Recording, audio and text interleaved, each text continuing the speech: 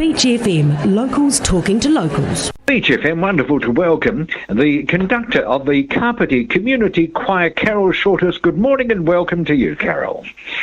Good morning, John. Thank you very much. I don't really regard myself as a conductor. I like to use the phrase song leader. Song leader, that's nice. Yeah. We're kind of all in this together. I don't really see myself as at the front there.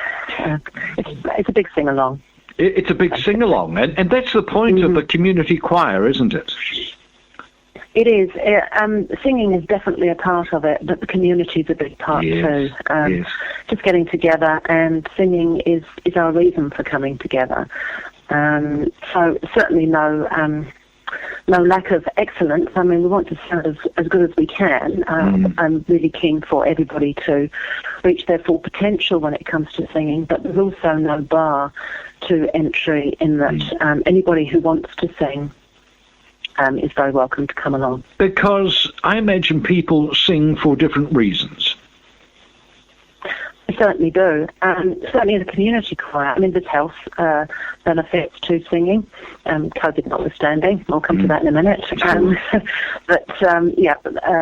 Singing, socialising, community, it's good for your mental health, physical. Carol, you mentioned COVID-19, and perhaps we should talk about that, because there are some concerns with choirs around the world that it appears that the very act of singing can more actively spread COVID-19. Is this a concern for you? Who would have thought, honestly, that the innocent act of singing could be so tricky, actually. Okay, there's a few things going on here. There is the proximity of people when they're singing together, especially in a community singing situation. We tend to stand very close together in order to be able to hear each other and to make this corporate sound, you might say, to sort of sing as one voice. So it's very difficult to socially distance. That's the first problem. We naturally kind of want to stand very close together in order to sing. The activity of singing is very, we're breathing quite deeply, we're breathing in very deeply to sing, and we're also breathing out quite forcibly when we sing. So a lot of research being done about this at the moment in relation to COVID-19, but especially there have been cases of COVID being spread amongst choirs, particularly because of our activity, our proximity, and the amount of time that we spend together and its activity that's happening indoors. So all of those things combine to make it reasonably risky, actually, when there's COVID in the community. Trying times, aren't they? And anyone who's been in a choir has had that moment when the hairs at the back of the neck assume a life of their own. You begin to tingle all over when you realise that the result of many, this amazing sound that can happen, is something that you simply can't do yourself. So it is a communal event, a choir, isn't it? It is. That's such a good description of how it feels to come together in song. The whole is greater than the sum of its parts. And the beauty of this is that you're singing, you're one drop in the river, maybe that's an analogy to use, but there's this feeling that you're part of a team, you're part of a group, and you're lending your voice to the overall sound. And it's very special and very gratifying to sing in a choir. Of course, you don't get that kind of hit off of singing in a Zoom session. No, okay. You've mentioned the word Zoom, the word that I hadn't heard until sometime between it was called the novel coronavirus and COVID-19. I'd never heard of this thing called Zoom. Had you, Carol? Look, we had an awful lot of new technical terms thrown at us this year, haven't we? We sure have. Well, to be honest, I had been having conference calls and committee meetings by Skype and by Zoom recently, probably in the last year or so. So it wasn't completely new technology for me. But there's a difference between having a meeting on Zoom and singing on Zoom. There's lots of technical differences and lots of social differences too. So.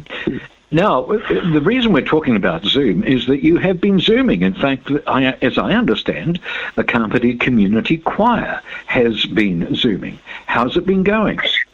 Zoom began for Kapiti Community Choir when we were in lockdown level 4, and as you might recall, we went into level 4 very quickly, passing through the levels, and as it became clear that we weren't going to be able to meet in person anymore, choirs around New Zealand and actually around the world started trying to find alternative ways to still meet together and to do a bit of singing just to keep the choir fires burning in a way.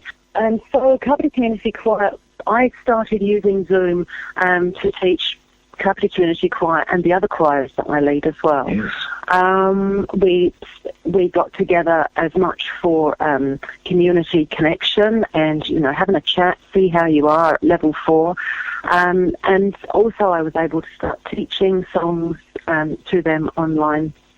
When we're all on a Zoom call together like that, basically, in order for some singing to happen, everybody else has to be muted. I'm the only person who's broadcasting any sound, and there they all are in their homes or sometimes in their gardens, actually. Oh, lovely. But they would sing along with me. So there was always a duet happening in their house. It was just a solo over here. When we got back down to level 1, the choir was able to meet again, and we resumed our rehearsals over at Raumati in the Uniting Parish Church Hall there. So we decided to continue using the Zoom technology, and we actually set up a Zoom camera and broadcast our rehearsals live, so that any singers who were unwell or who weren't really comfortable about coming back into a group singing situation just yet were still able to connect with the rehearsal that was happening. They could see me conducting, they could hear all the choir singing, and they could sing along in their homes. So that was another way that we were using Zoom once we'd gone back to choir singing.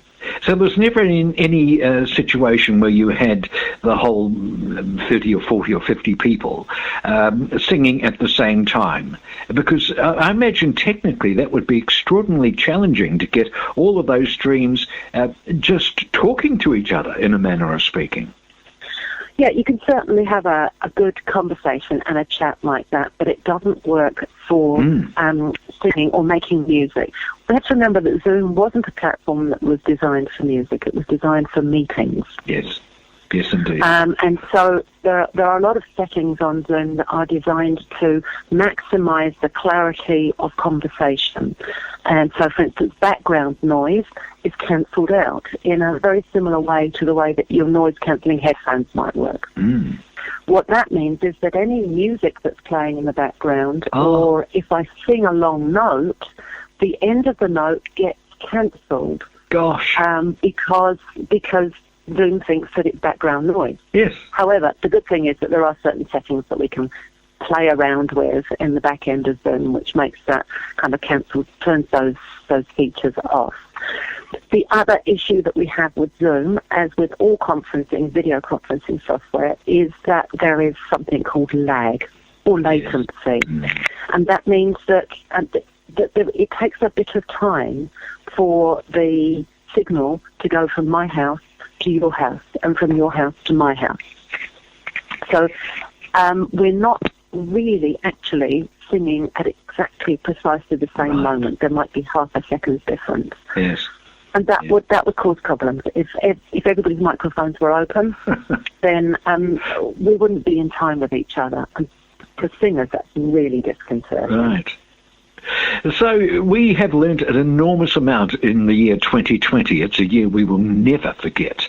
And certainly you've become very technically proficient. You're an expert in Zoom, Carol. I'm very, very impressed. I don't think I'm an expert, but I've certainly learnt, a lot. And I'm learning every day something more. Yes. Wonderful. Carol, are you meeting in person at the Uniting Parish Hall in Raumati at the moment? Okay. Right now we're not, because our region is at level 2, alert level 2, and so that means that we need to practice social distancing. And as I mentioned before, social distancing and singing, they just really don't go together. So, if we were professional singers, that might be different. But we're not. We're amateur singers, and I'd remind you that the word amateur means a lover, and it comes from the French amour, and we really love doing this, but we need to be close together, and it's just not compatible with alert level 2. So roll on level 1. Yeah, indeed. We can't wait to get back to singing together again. As soon as we're at level 1, we'll be back. Oh, Carol, this has been lovely. Thank you very much. It's been great to catch up, and all the very best to you and your 40 or so Kapiti community singers. By the way, do you welcome new people to join at this stage?